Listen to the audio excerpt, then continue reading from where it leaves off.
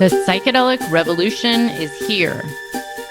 If you want to integrate your visionary experiences into your purpose, get clear on your entrepreneurial path, and help people while you do what you love, then this podcast is for you. Welcome to The Psychedelic Entrepreneur, medicine for these times. I'm your host, Beth Weinstein. I'm a spiritual business coach, 3-time entrepreneur, and a lifelong student of psychedelics and sacred plant medicines. You carry your own unique medicine, and your medicine is what we need for these times. This podcast will help you to share your medicine so you can create transformation in the world. Listen in on conversations with psychedelic leaders, changemakers, and conscious entrepreneurs who are living proof that a better world is possible when you follow your heart and live in alignment with your soul. Hello, everyone. I have the honor of presenting Dr. James Fadiman with us here today. Thank you for being here, James. My pleasure. So good. And if you don't know who James Fadiman is, you might have been hiding under a rock all these years, but James Fadiman is famous for the Fadiman Protocol. He is part of the documentary, the Netflix documentary, How to Change Your Mind in the Michael Pollan book. And I'll tell you a little bit more about his bio, and then we'll go right into it. So James Fadiman has a bachelor's of arts from Harvard and a master's and PhD from Stanford, and did his dissertation on the effectiveness of LSD-assisted therapy. He has held a variety of positions, teaching at San Francisco State, Brandeis, and Stanford, consulting, training, counseling, and research. He has taught in psychology departments, design engineering, and for 3 decades at the Institute of Transpersonal Psychology, which is now Sophia University, that he co-founded. He has had published textbooks, professional books, a self-help book, a novel, and a series of videos, Drugs the Children Are Choosing, for National Public Television. His books have been published in 8 languages. He was also featured in a National Geographic documentary and has had 3 solo shows of his nature photography. He has had his own consulting firm and has been the president of a natural resource company. He has also been involved in researching psychedelics for spiritual, therapeutic, and creative uses, and is best known for his work on microdosing. James has published The Psychedelic Explorer's Guide, Safe, Therapeutic, and Sacred Journeys, and is working on a book about microdosing. You can check out his website right here below this interview. And James, it's such an honor to have you here. You are a true psychedelic pioneer, and I want to thank you for the work you've done to really change the consciousness of humanity, hopefully for the better. But let's get into it. How did you even start your career, researching LSD, especially back when it was probably considered quite taboo, way more than it is today? No, actually, I'm even older than that. The Civil War and the other things I was involved in. And when I got interested in psychedelics, they were legal. And people would write to Sandoz and they'd say, "Can I have some LSD to do some research?" And literally, I've seen what Sandoz writes back. It's a little paper, and it says, "Enclosed you will find a whole bunch of LSD in little ampules. Tell us what you're doing with it." And I looked at that and I thought, whoa, things have changed. And the reason was because Sandoz is a pharmaceutical company. They said, this drug is so strong and so amazing. How can we make money from it? And someone said, well, someone has to use it for something. So that's where the research was going when I got in. And it had moved from early idea, which is, gee, you could go psychotic with this for a few hours. And wouldn't that be a wonderful learning experience for psychiatrists? And then somebody actually said, if you don't make it a horrible setting, people don't go psychotic. They discover, the vast inner world of beauty and truth and all the things that we think are essential. And so I came in that lovely period when there was a group near Stanford, where I was a graduate student, with total government support, running a little clinic, which meant every couple of days, a couple of people would come in and get what was then quite extraordinary, a beautiful living room, art, music, flowers, 2 guides, a man and a woman, a couch. This was not a clinic. And in that setting, people would be able to let go fully. And so very, very high doses, transcendental. And that's all. I thought that was all that was important. And at some point, the universe said, how about way down here in the corner? And you're interested in 400 micrograms. How about 10 micrograms? And my feeling was, that's ridiculous. Who cares about that? And so the last 10, 11 years, that's all I worked on is microdosing. And it's different. It's not a little teeny, people get a little confused. It's not a little teeny trip. It's a different experience and it has different uses. And it is infinitely safer, infinitely easier, and of course, less expensive and so forth and so on. So that's it. Love it. It's funny. My dad was at Stanford for graduate school at that time as well. It's too bad that he wasn't involved in that. Well, maybe. Unless he never told me. But I always love to know, when was your first psychedelic journey, and did it have an influence on you going into this field? Like, which came first, the chicken or the egg? So I was after college, I was living in Paris. I was writing a novel which many critics have said wasn't very good.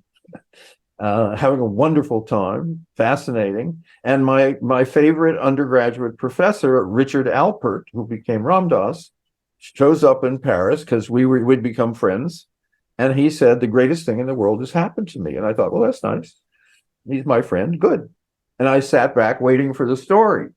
And out of his breast pocket comes a little bottle. And I'm so straight, I don't drink coffee. Okay. And he says, this is what, and I thought, he's healthier than I've ever seen him. How bad can it be? And so I take what would then be a medium dose of psilocybin. And I'm sitting, this is now Paris, and I'm sitting in a cafe, and there's a boulevard in front of me, and there are people walking in back, and the colors get a little brighter, and it's a little much, and I'm hanging in there, and I'm hearing these conversations as people walk by, and then I realize, wait a moment, I've been in Paris 8 months, my French isn't very good, I've never been able to hear those conversations. So I said to Dick, this is too much for me. He said, it's too much for me too. I said, what? You haven't taken anything. It's my first night in Paris. So we went to my hotel room and changed my life. Now, we changed it at the level of kind of personal awareness and personal ideas and kind of therapeutic issues. And did I really need all those books in order to have an identity? A few months later, my draft board said, hey, we've got choices for you. You can go to Vietnam and crawl in the mud on your elbows carrying and shoot people you don't even know, or you can go to graduate school. And I thought, graduate school? That sounds fantastic.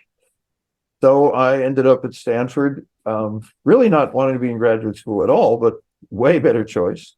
And a local group was working with psychedelics. I introduced myself. We got together, and I had the life-changing event, which was realizing, with the help of a lot of LSD, that Jim Fadiman was a subset of a kind of larger being, and that larger being was connected all the way out.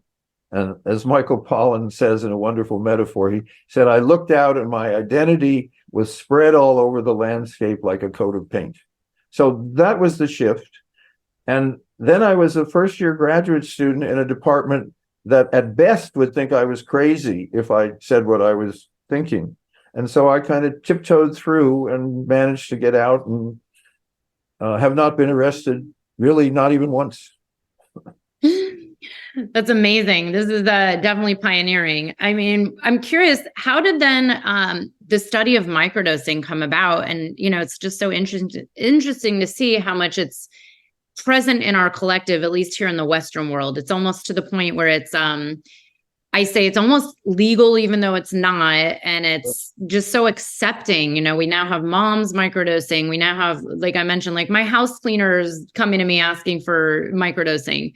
But, how did you stumble upon that and then think that maybe you were onto something for... Well, stumble's the right word. It's a good word. I was having lunch with Robert Forte, Forte, And Robert is one of the people who first got people interested in MDMA, and also collected a book of essays about Tim Leary. He's a very important kind of covert figure. And he was telling me about Hoffman, who took microdoses. And I said to myself, after hearing about microdoses, like, who cares? Because the only important thing is transcendence and being God and all those things.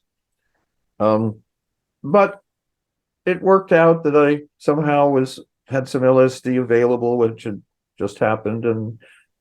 And I was in Santa Cruz, California. And in Santa Cruz, California, if you say to people, a lot of people, would you be interested in trying psychedelics in a new way? Sure, what is it? So people said, microdosing is kind of nice. I'm going to do it again. And so I began to simply explore it. And then a lot of interesting things happened, and people kept exploring it and kept sharing it and kept letting me know what was going on. And gradually I began to understand why it has become so popular. And the answer is very simple. People not only feel better, but they are better. And that means if people are, healthy and effective and interesting, they find that they are simply doing more and better at that. If they have sleep issues, they're sleeping better. And what's lovely when you're doing research, there's a whole thing about, is it a placebo? Meaning, are people getting what you tell them they're going to get, or what they think they're going to get? And so what you look for is stuff off to the side. And so suddenly I was getting these reports, and people said, oh yeah, I'm getting better grades in school, that's why I microdose. But I noticed I'm drinking less coffee, I'm smoking less dope, I'm drinking less, and I'm sleeping better. And I noticed my diet is, in spite of me, tending towards healthy. Now that was revelation. Now, if you think about it, why are people having less of all those things? Well, we all take those things to shift either our energy or our mood, or both. But if my energy and my mood are fine, no interest. So we began to look at what was being rebalanced. And it got out of hand. And we finally, Sophia Korb, a colleague of mine, and I did a little website which said, if you're reading this, here's what you want to know about microdosing. In return for our giving you this information, please take it in the way we're suggesting, take some notes about what you're doing, and in a month, let us know. And so we ended up, you're saying Western world, that was like 6 years ago, and we had input from 51 countries. A new group, microdose.me, Paul Stamets and a lot of other really wonderful people, like 20,000 people, they had from 80 countries. So this is a world phenomena. And since if people are microdosing, they look just like they normally look, only they're nicer. It hasn't made, there's not been either a front lash or a backlash. It's incredible. That's why I said it's almost like it's legal. There's now stories of the moms in Prospect Park at the farmers market. Someone's selling mushroom tea just out in the open, even though it's New York City and it's technically still legal. But it's kind of at that point where it's becoming so accepted. Now, the one thing I would like to hear about, because I asked Paul Stamets this a few years ago, let's talk about what is known as the Fadiman protocol for those that haven't heard about it. And how did this came through research, I'm assuming. There's all these different theories of how to best microdose and what works best. And now there's microdosing coaches, and there's microdose websites, and there's courses you can buy on microdosing. And then there's people like me that just go by intuition only, which maybe isn't the best way. No, but that's actually a protocol. That's called the intuitive protocol. Intuitive protocol. It's like, I just go by, do I need it today? Yes or no? But it, kind of works for me. Let me go back a step, because the whole idea of a protocol is one of the things that makes it not like a pharmaceutical, which is very early on, those people in Santa Cruz were not only saying that they liked it and had a good day, they were saying they had a good 2 days. Now, when you take a high dose, and many of the people listening know exactly what I'm talking about, there's an afterglow of about 4 to 6 weeks where you can make changes in your life more easily, you're learning more easily. It's a very big deal. And it turns out, it looks like for microdosing, there's a little afterglow. And a number of people started saying to me, second day is really better. Partly because they know there's no psychedelic in their system. And partly that's just what it was. So I thought, well, that's cool. But if I'm trying to learn about what it's like, I don't want people to be taking it every 2 days and basically have a steady state experience, because then I only get like one report. So I thought, well, what if you took the third day off? You should go back down to base. And then the fourth day, when you take a microdose, I get new information. So it was researchy and selfish and so forth. But it turned out after about 30 days, people were saying, the third day looks a lot like the second day, that looks a lot like the first day. And it's the safest, obvious protocol because it's the least amount of material. And that's why it happened. Now, the only hard part for people is that it's every fourth day, and the week is 7 days, not 8. So people actually have to pay attention.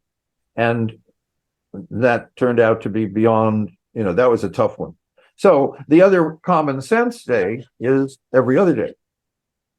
And that's the people in the Microdosing Institute in Holland really developed that, and they have like 10,000 people have worked with them. And that works just fine because they're not doing the same kind of questioning I was. And then there is Paul Stamets suggests you take it 5 days on and 2 days off, which sounds a lot like week and weekend, or 4 days on and 3 days off. And I said to Paul at one point, which is it?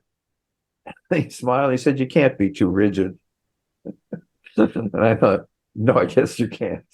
So, and the other protocol is the one you use. And now people call that the intuitive protocol, which is you get up in the morning and you say, what does my body need? What does my mind need? What does my spirit need? And would it like a microdose? And have I not been microdosing just in the days prior? So it makes sense. Mm. And so that's what we're doing. Now, there are some specialized protocols for specialized conditions that we're learning about.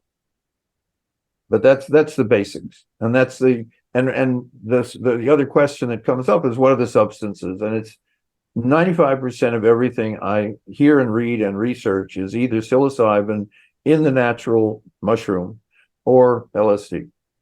And pretty much there are some subtle differences, but for most people, they work about the same for what people want to take microdosing for. It's just amazing how microdosing is just become so part of this international conversation. It's all over the mainstream media, it's in the entertainment. I'm curious, how do you feel like microdosing might have large scale effects on where we go as a humanity? Do you ever think about how this might play out in 30, 40 or 100 years? Well, 100 years, the few people that will be microdosing, but that's the grim side. No, I gave a talk at Santa Cruz some years ago, students mainly, but someone came up afterwards and said, Dr. Fadiman, I want to give you a new vocabulary word. I said, okay, psychedelic. I said, what's a psychedelic? And she said, well, a group of us get together every quarter or so, and we take a certain amount of psychedelics, and we hike. We go out into nature. One of the things that we know is that people who microdose are more likely to be more aware of the natural world and more inclined to understand that they're part of it and that saving any part of it saves them as well. So you're getting a larger and larger group of people who are simply more aware that we have to save the natural world if we want to save ourselves. So that's its kind of world intention. And that's very important. So what I've seen is when I begin to talk with an ecological organization, I'm now becoming aware that a larger percentage of them will have microdosed than the general population. So that's where we see it going. it's incredible to think about how this might have large scale implications. Maybe it will actually change our habits and the way we do things and the way we make big decisions as a species. I'm curious, as a microdosing pioneer, where do you feel that the macrodose, or let's say the norm, I don't know what the official term for normal journey is, but like a 2-gram dose, where do you think this plays a part? Do you feel like the microdosing is going to then lead a lot of people to explore the larger doses? Do you feel like two things. One is a number of people, usually for a long time, the people attracted to microdosing already had psychedelic experience. So they were adding it to, and obviously you can microdose and go about your work. And if you take a high dose, you need to lie down and put on eye shades and listen to Janis Joplin or something, whatever turns you on. So I like to think of it as there are different bands on the radio. When you go from FM to AM, it's still noise, it's still music, it's still commercials, but it's a very different world. And so the microdosing world is not the high dose world. It's really a different country, and mainly because it improves this being at this level, at this activity. And one of the best known books about microdosing is called A Really Good Day, which is a good definition of what effective microdosing is. At the end of the day, you say, well, I got a lot more done than I usually do, and I answered a couple of phone calls that I've been avoiding for weeks, and I was nice to Charlie, even though he's still a jerk, but I was nicer to him, and it felt fine, and he was nice. And when I went to the gym, I did maybe an extra set of reps, and I ate salad more than I usually do. Oh, yeah, and I also microdosed. I forgot. So that's what we're looking for. And that's very different. And that's, of course, super safe. I mean, one of the, psychedelics, high dose, they're super safe in a physical sense, but the chances of your knowing something important that may lead to actual changes in your life is also very high. And so you're taking, you're putting your attitudes and beliefs on the line with a high dose. And microdosing is your system works better. So if you have neuropathic pain, you hurt less. If you're depressed, you realize that only part of you is depressed and actually part of you is feeling pretty good. This is a it's a different situation. And it's more popular probably now than high dosing worldwide because of that. One, it's super safe. It's helpful pretty much no matter what level you're coming in at. It's not about illness to health. It's about wherever you are to a more attuned self. So you're always, whatever you are, you're getting healthier. And if you happen to already be healthy, you then get to do things even better. That's pretty, and the other thing is the shift from LSD, synthetic, and you have to know, and it's not easy to make. It's not an easy synthesis, to mushrooms. And one of the things about psychedelic mushrooms is there's 200 different species that are active. They grow on every continent but Antarctica, and they don't know they're illegal. So we're dealing with a natural substance into a natural species, and one then wonders how long have mushrooms had psychedelics in them, and you realize way before there were human beings. And there's this kind of fun thing that people in the biology world do is, what could be the real use? Why does the mushroom have it? And the answer is, that's probably not for us to know. But one of its uses seems to be to make us a little saner and a little less likely to harm the environment. Yeah, that's big. I mean, that feels like a common thread between any of these, entheogenic plants and, substances that come from the animal kingdom, that they have this same thing in common, right? Like this connection to the earth, this awareness of how we are interconnected and on all one with nature and really the whole universe. And that's one thing, some people I've interviewed over the years say, like these plants or these fungi have their own consciousness trying to teach us and try to tell us. And I'm wondering, do you believe that there's a reason why these have become exponentially popular over the last, 30, 40 years during this time we're in? Do you believe there's a connection, or you just believe that's a coincidence? No, actually, I'm not sure about mushrooms because they've been growing everywhere. But why did ayahuasca, which is two substances boiled for 5 hours, so they're not kind of, I just found it on the tree. Why does that become very, very popular worldwide? When it was there, it's been there, and it's been the same tribes using it and so forth. And my theory is that ayahuasca, looking around, is called a teacher plant. And as it looks around, it says human beings, they kill each other, they hate each other, they make love with each other. It has nothing to do with us. Let them do what they want. And if they come to us, we'll heal them. Now, ayahuasca is looking around and said, whoa, you guys are harming the rainforest. You guys are harming plants. You guys are cutting down old growth trees to make toilet paper. You've lost it. You're now a danger. And what happens when one species is a danger? Well, when you're human beings, you kill it. And that destroys the ecology and the habitat. We know that's wrong. Plants say, well, what can we do to help human beings not harm us? So and they find that that's why we talk about mama ayahuasca. See, nobody ever says mama LSD. So nobody says, that mama, ibogaine has a spirit. And so what these plant spirits, which inhabit plants, are doing is they are trying to help us while there's still a chance, because we're all, the plants have gotten that we're in this together. So that's as far as my metaphysics go. The plants have gotten it. The humans, we're still learning that. Hopefully these medicines will help us get that eventually, someday.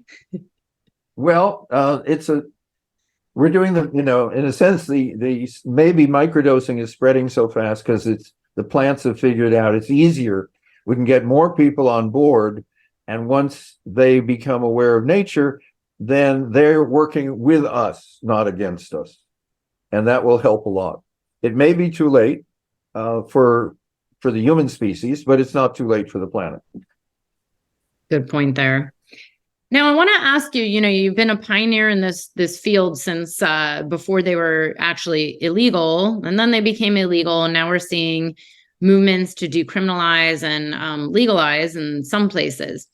And now there's this whole industry around this. I'm curious, do you have any concerns, or do you find that there's anything that you see that might be challenging out there? There's a lot of differences of opinions and venture capital coming into this space, or patenting psilocybin strains. I'm curious your opinion. Do you feel like this is going in the right direction, or it just is what it is? I'm curious what you think of that. Well, I confess, when it was first coming in, I called the people who were funding it vultures. So probably I had a negative point of view. But what I'm watching is that the nice thing about entrepreneurs is they're first, and what we know from Silicon Valley, where I live, is successful companies are usually second.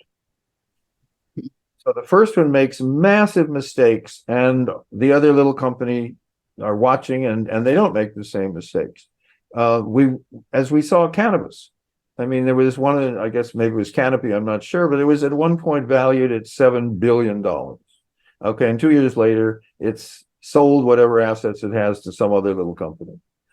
Something in the capitalist model worked for the entrepreneurs and the kind of quick buck people, but it didn't work very well.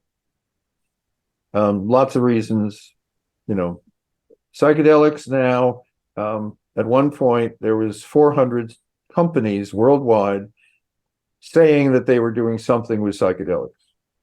Okay. Most of them are gone. And from my point of view, 95% of them were working with high doses. And because very much so, the people running them didn't really have psychedelic experience. They had company experience. They had pharmacological experience. They had banking experience. One of the early companies was literally founded by someone whose prior career was hedge funds. Perfectly nice person, and the company, got sold to somebody recently. So when someone says, "Well, what's going to happen with the capitalist model of," and the answer is, it's going to be terrible for the first two rounds. And out of kind of Phoenix-like, out of the ashes of the destroyed and shouldn't have ever been there companies, we're going to have some wonderful things emerging. And I'm seeing people whose company went under, and they're doing it differently this time. They're doing it much more quietly. They're doing it much more slowly.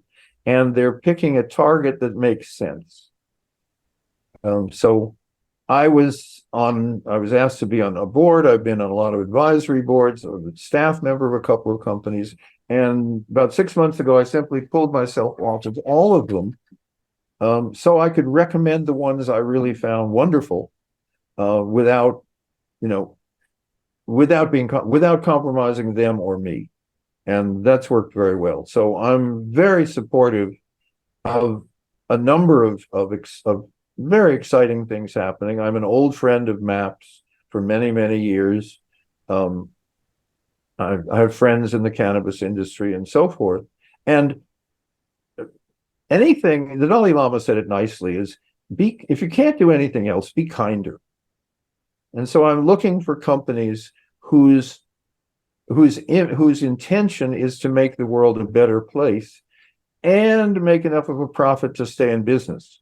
I'm less interested in companies that say, if I get control of a molecule, I can charge like a regular pharmaceutical company and make a fortune and exclude people without money.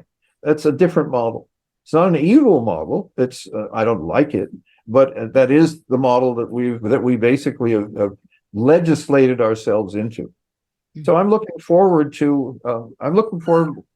We're already in round 2, and I like it better. And I think round 3, we're going to be very, very happy. You brought me to tears. Thank you so much, because it's a tough place working in this space and just trying to get it right, like keep the integrity.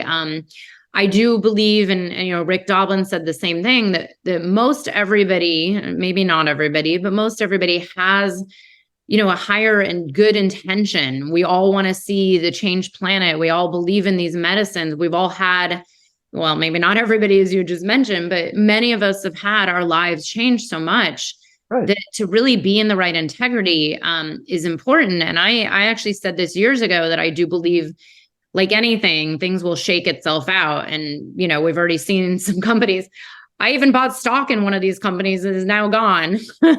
Thankfully, not very much, but, and I do believe that there's a lot of good leaders out there setting example for, okay, how can we do this? That's, for the greater benefit of all, and get into balance.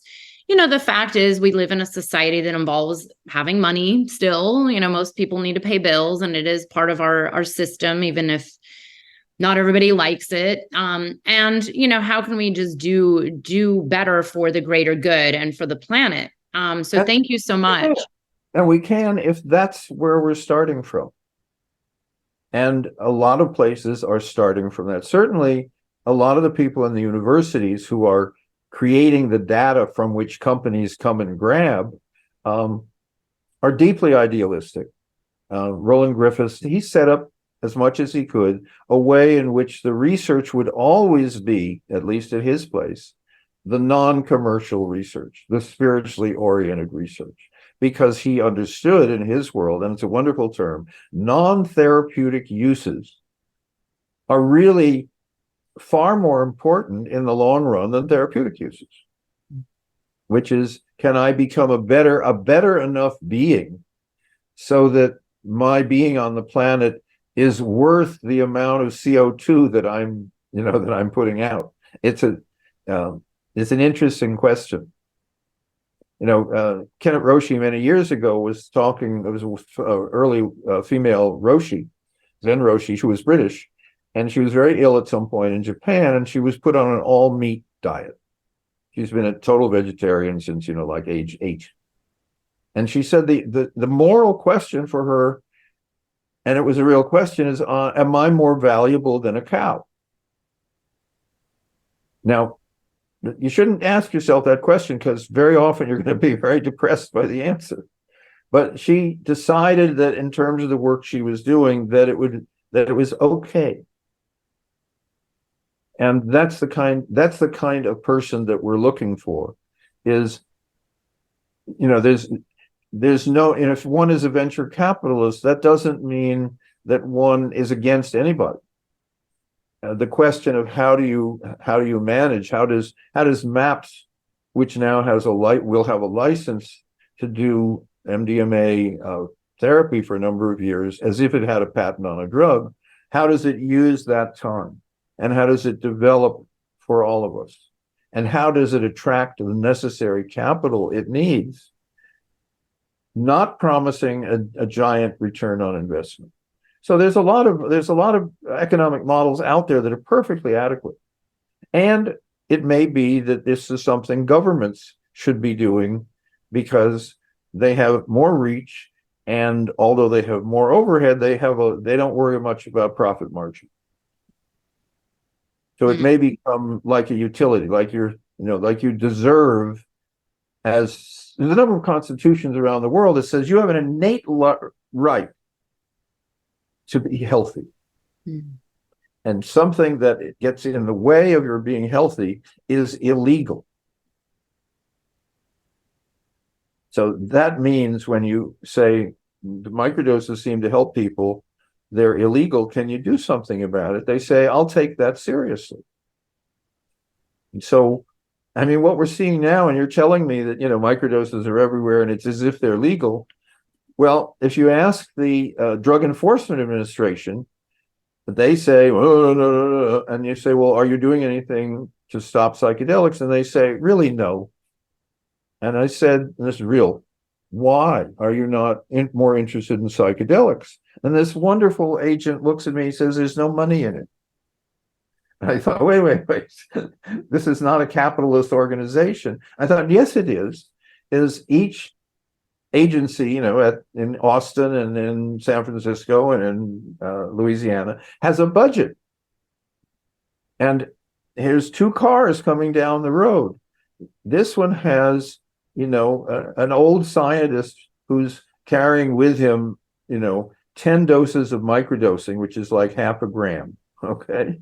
And here's these people with $47,000 in hundreds, two repeating rifles, a little bag of cocaine, and 10 kilos of pot. Who are you going to stop? Right? Because you get, as your credit to your agency, the money and the seizures, and you also get to keep their car. And if you stop me, 2 things. I can afford a lawyer. And I'm not one of the minorities that gets historically screwed over. So in a funny sense, I'm watching, it's, I have yet to, so I've only seen 1 arrest for simply a psychedelic.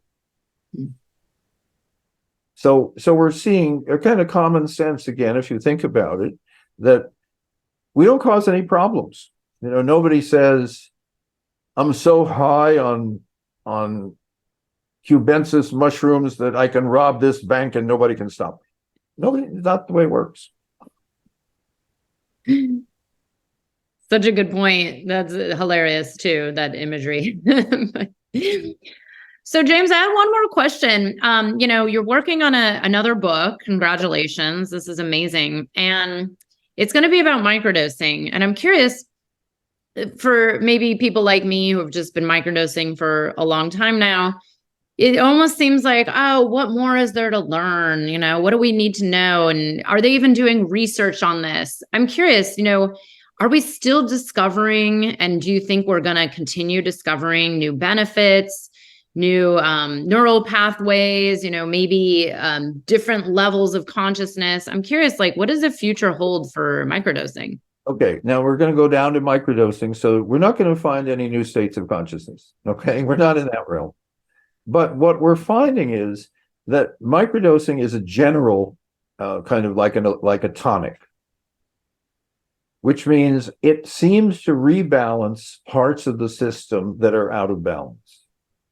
So that people who are depressed, now, when you're taking antidepressant and say you're in the 30 to 40% of people that it actually helps. Okay. You're told by your physician that it'll take 4 to 6 weeks. And of course, people had theories about why that was true. Then there came along ketamine, where you feel better in an hour. So everybody said, well, I'll have a different theory. Microdosing doesn't alleviate depression in the way ketamine does, because with ketamine, it kind of takes your depression and does something to it, but your depression doesn't go away. Microdosing, for many people, the depression stops being part of your life, and then people stop microdosing. That's a different model. That's not symptom suppression, and it's not symptom.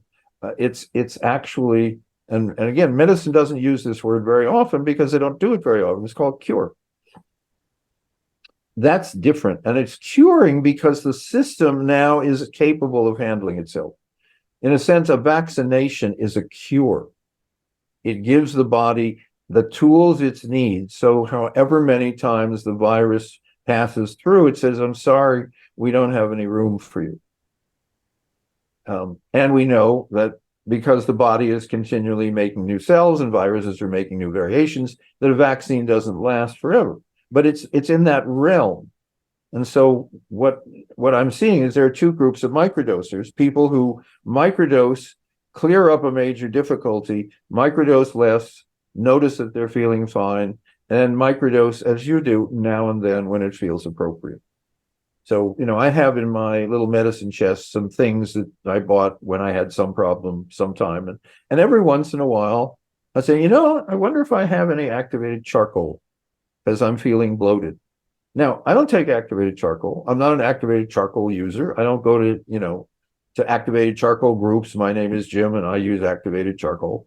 But it's available because it makes sense now and then, because my system is continually changing, and parts of it age, parts of it are damaged. And so if you kind of demystify microdosing, it makes more sense. It sounds more like what people are doing.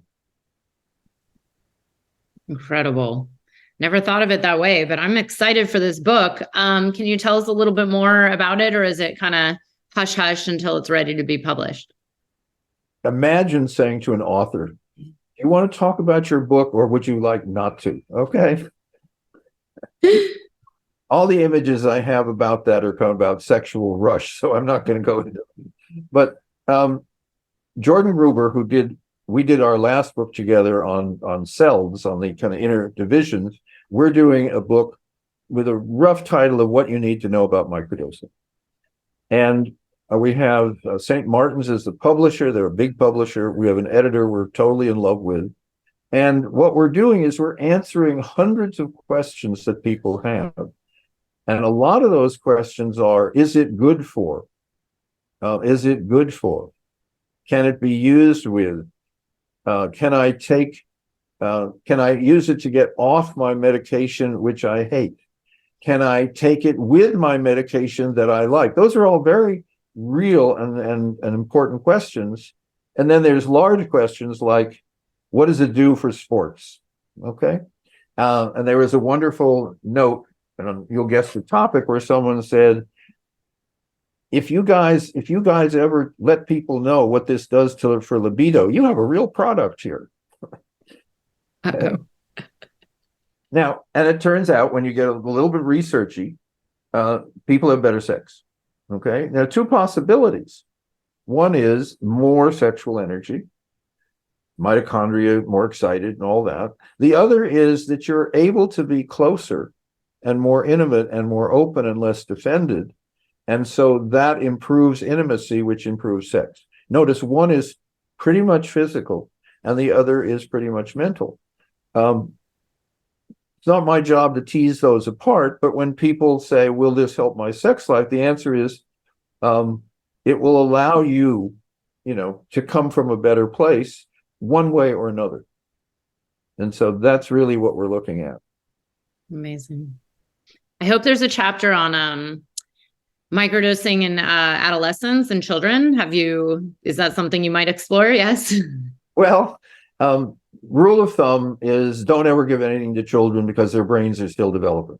Now, the people who dose kids with learning difficulties with amphetamines, with speed every day, and there are hundreds of thousands in the United States, they haven't read that. Okay, but it's like when you're pregnant, you say, well, can I take? And the answer is, don't even finish your sentence. The answer is no. Okay, so we have a lot of adolescents, because we say we can't give you any advice. What we're looking at, for example, is a person with what's called severe childhood autism. Okay, and this is the child I'm thinking of. The first time their parent my advice was, I can't give you any advice. And he said, I hear you. And then he wrote me back a few days later as I figured out the right dose, someone sophisticated. And what he said about his child, who was 5, he said he's using many more words, he's more cheerful, and he isn't hitting his head as often. Okay. Now, fortunately, I have now a note from him. Child is now 8, microdosing maybe once a month. And what he says, it resets him emotionally, and he's always happier. And he no longer hits his head. And he's now more interested in things like the natural world. There's a creek on the property. I mean, he's still what we would call seriously autistic, but he's much better. So that's what we're learning with children. And we can't learn much because one is, I'm not a researcher and have, hospitals and university. And 2 is, it's generally felt not a good thing to do. It's not safe for children until there's enough of a reason. And so if, for instance, that child is really a good exemplar of what could happen for kids with more severe autism, we're going to find citizen science rushing in. And eventually, if enough people are saying to their pediatrician, Johnny is better, the pediatrician will talk to it as a local meeting, and somebody will say, the University of such and such has a pediatric research department, and now that it's legal and we don't have to spend 3 years getting permission, we'll do the research. So right now in Holland, where it is basically legal, they're doing a lot of very straightforward research. And let's take another one that we see in children, ADHD. Okay, and the study was very, very simple, very straightforward. 200 people, all with ADHD. Half on ADHD medication, half not. Okay, everybody microdoses, I think, Fadiman protocol or every other day for a month. And you see each week, improvements in both groups. What was fun about this is why research is fun, is the group on medication improved much more slowly. By the end of the month, they were pretty much at the same place. So that's interesting. That says something that we don't understand about the medication. Okay, it may have been just that it suppressed the effect of the microdose, maybe much more complicated. So we are looking at children, or at least younger people, when we can. But it's a very tricky thing to do, because you really don't want. We know so many medications are so harmful to children in ways that are different than adults. You don't do that. Incredible. Thank you so much for sharing that. I want to leave you an opportunity to share with the audience anything that you want to share that you have coming up in the next 6 to 12 months, or anything you want to promote. We do have your website right here below this interview, but yeah, if there's anything you want people to know about. Well, my website at the moment has a great big pile of podcasts, often with kind of topics, and people are, obviously they're there for that reason. I'm devoting most of the next 6 months to finishing the book. And the reason for the book is to answer as many questions as possible, partly because that's the correct ethical thing to do, and partly realistically, answering my mail gets to be, it's hard because people often with real suffering and real problems and real issues are asking for help. The mail I love is people that say, and I'll say it here too, if you are microdosing and something which you think is interesting has happened to you, please write me, because that's how other people get to know. Okay, and I'll give you one from last week. Now, I never heard of this till last week. This is something called a throat polyp. Okay, it's something that people in the speaking world, politicians, trial attorneys, pop stars, people who stress their voices get. Okay. And if you read the regular literature, which I've just read in the last few days, an NIH says microsurgery is often very effective. Okay. Microsurgery has a word in it that a lot of us don't like called surgery. I like it. It's micro. I get a report from someone who says I had throat polyps and I microdosed for 3 months and they went away. And my voice therapist said in their 40 years of practice, never seen that happen before. So that's what I mean, how you can help, which is, now we're just exploring that. And it turns out sometimes polyps go away, but not very often. So that's what we're looking at. That's the kinds of things that we're still discovering. So your question of why should we have this book is because we are in still the discovery phase. Because psychedelics tend to, if you look at the research, it's almost 95% mental conditions. That's as if the mind and body are somehow separate. Okay? So the other report that I'm kind of fascinated by recently is a woman who said, I've been anorexic for some years, and I've been microdosing for 3 months, and I've gained 30 pounds. Okay? Now, that's worth exploring, because if you go to the anorexia literature, there's nothing really they know how to do for anorexia. Okay? And we know the age group, predominantly women, predominantly kind of teenage and late teenage, and it can kill you. So that's why the book is there, so that someone who has nothing else, can't turn to anything, is somewhere in Senegal and is anorexic, and there's another war, so all the physicians have fled. There's something they can do, which is there might be some mushrooms in the backyard. And I'm thinking, when I say mushrooms in the backyard, in a culture which accepts mushrooms, psychedelics, I'm thinking now the small villages in Mexico when we first were introduced by Maria Sabina to mushrooms and rituals and going to God. In that village, people have mushrooms in their gardens, and a young man is going to have to climb a great big hill carrying a heavy load. He takes the mushroom and he chews it, and he knows that'll give him energy enough to go up that hill at a reasonable rate. It's just the same way that I say, gee, I'm getting kind of tired and I really want to do more this afternoon. I'll have a cup of coffee. Okay. Now there's also in the same town, in the same village, in the same culture, profound rituals developed over hundreds of years using the same mushroom. So we're not secularizing it. We're not stealing it from indigenous people. We're using it in a kind of common sense way as indigenous groups around the world have for thousands of years. So, people started to say, you're the discoverer of microdosing. And I used to go for that because I thought it might even be true. I'm the person that kind of re-noticed modern microdosing, because when I got into this, I had no idea that anyone had ever done it before. And I was at one point going around saying, I'm kind of special because I kind of found this. And an anthropologist friend of mine said, did it ever occur to you, Jim, that indigenous people who use these as psychedelics and rituals might have tried smaller doses? And then he ended up by saying, by the way, whenever I'm starting to get a cold, I just take a little bit of psilocybin, and I haven't had a cold in 15 years. Okay. So it's, I get to rediscover what has been known forever by almost every culture except ours.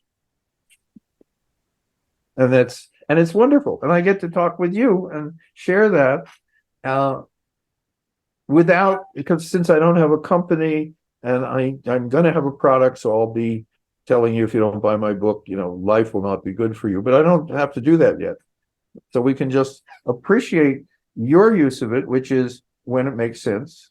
My understanding of it, which is it makes sense for an enormous number of conditions because it helps the whole body. Don't think of it as a pharmaceutical. Think of it as a vitamin. Nobody says, well, what illness is vitamin D good for? You say, no. A vitamin is something that's good for the body and the mind. They happen to be in the same box. So it's a better model for your head. High doses are special. And they're a special event, and they have special properties. Microdosing have no special properties, except as that book says, you can have a really good day. James, this is such an honor to have you here. This has been such a fun conversation. I love how, you bring so much wisdom with an air of lightness and excitement and fun. And I want to just honor you and thank you for all the work you've done for humanity, for this movement, for our future, for the psychedelic space, and for people to have a better day and just feel better and be kinder. Exactly. I mean, that's all we can do. And the nice thing is everyone can do that. Everyone can be a little kinder. And if a microdose helps, terrific. So thank you for inviting me, and thank you for being such a wonderful, I'm going to date myself now, a wonderful hostess. Okay, I said it. Thank you. Thank you. I hope you enjoyed the episode. If you're feeling inspired, I'd appreciate it if you showed your love with a review. And check out my YouTube channel where you can find the video version of this podcast. You can also head to bethaweinstein.com to learn more about me and grab my free business growth trainings. Remember, you carry your own unique medicine, and your medicine is what we need for these times.